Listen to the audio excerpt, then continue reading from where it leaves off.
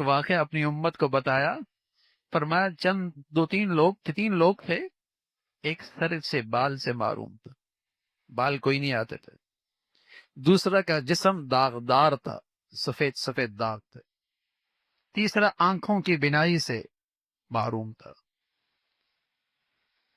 ان کی آزمائش امتحان ہوئی کہ شکر کتنے کرتے ہیں۔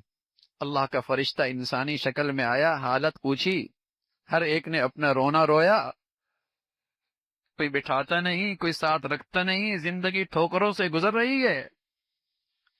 اللہ کے فرشتے نے دعا کی، معاشی حالت بھی اچھی ہو گئی، بال بھی آ گئے، جسم بھی ٹھیک ہو گیا، بینائی بھی واپس آ گئی، تینوں کی حالت معاشی طور پہ اچھی ہو۔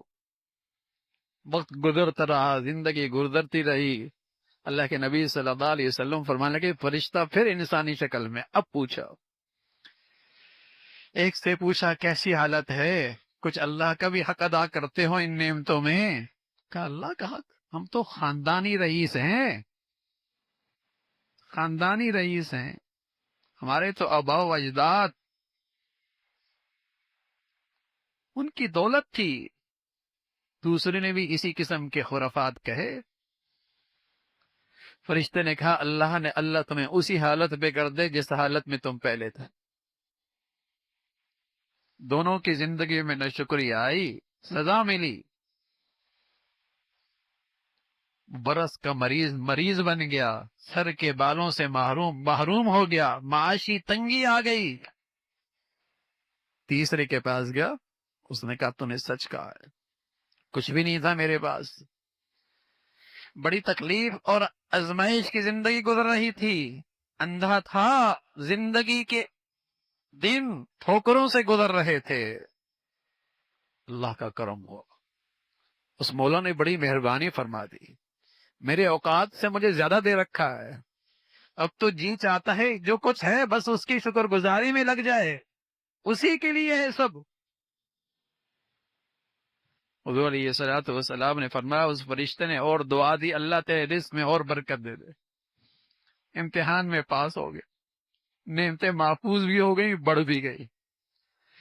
اللہ کے نبی نے یہ پیغام اپنی امت کو سنایا ہے، دیکھو بھائی، نعمتیں بچانی ہیں، نعمتوں کا لطف لینا ہے، زندگی کے مزے اٹھانے ہیں، جس ذات نے دی ہے نا اسے بھولو نہیں، دن ہمیشہ ایک جیسے نہیں رہتے،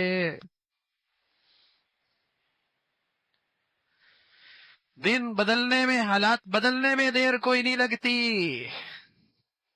شکر کرو اس ذات کا، دل شکر سے بھرا رہے، مولا آپ نے مجھے میری اوقات سے زیادہ دے رکھا ہے، لاکھوں کروڑوں سے اچھی صحت ہے، اندھے نہیں بینائی، گونگے نہیں گویائی، سماعت ہے، گویائی ہے، عقل ہے، دانش ہے، اگر کچھ مالی لحاظ سے کمی بھی تو ہے تو جسم میں رکھی کروڑوں خربوں کی نعمتوں کی کوئی قیمت ہے؟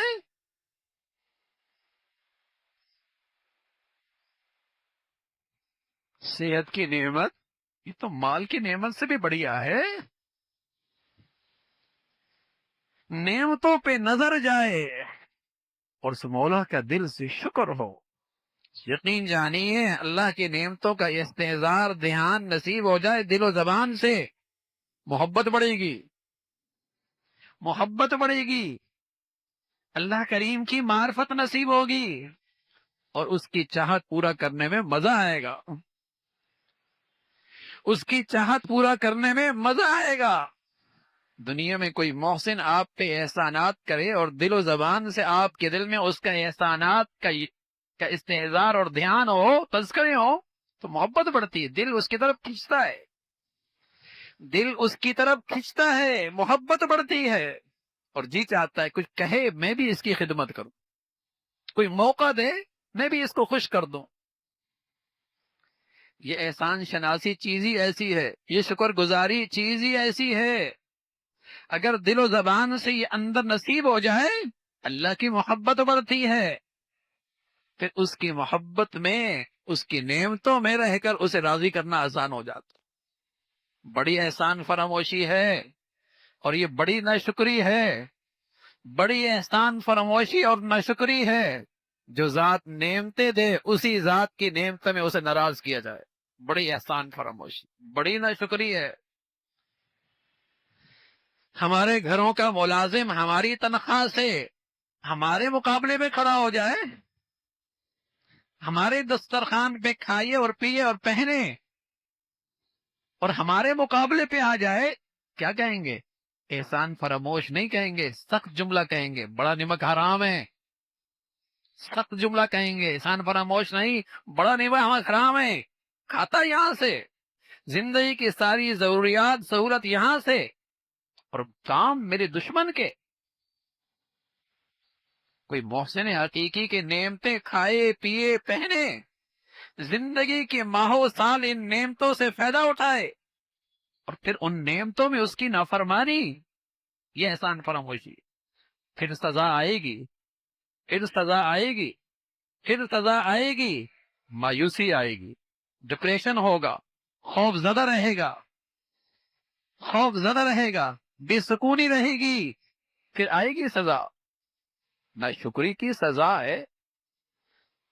اور شیطان نے یہ کہہ رکھا ہے کہ جس شخص کی زندگی پہ میرے اثرات ہوتے، جس شخص کی زندگی پہ میرے اثرات ہوتے ہیں، اس کی زندگی میں ناشکری ہوتی، اس کی زندگی میں ناشکری ہوتی. تو میرے عزیزو، بڑھیا عبادت ہے اور بڑے مزے کی عبادت ہے. دنیا آخرت کے نفع ہیں، زندگی کا سفر خوشگوار، اور کل اللہ کی محبت میں زندگی کا کامیاب زندگی کا انعام. عبادت، شکر، دل سے شکر، زبان سے شکر، اس کی نعمتوں میں اس کی رضا والی زندگی. گھروں میں بچوں کو اس پہ لے کے آئے، گھروں میں عورتوں کو، بچیوں کو اس زندگی پہ لے کے آئے اور زندگی کا لطف اٹھائے. اللہ ہم سب کو شکر والی زندگی نصیب فرمائے. وآخر دعوانا الحمدللہ.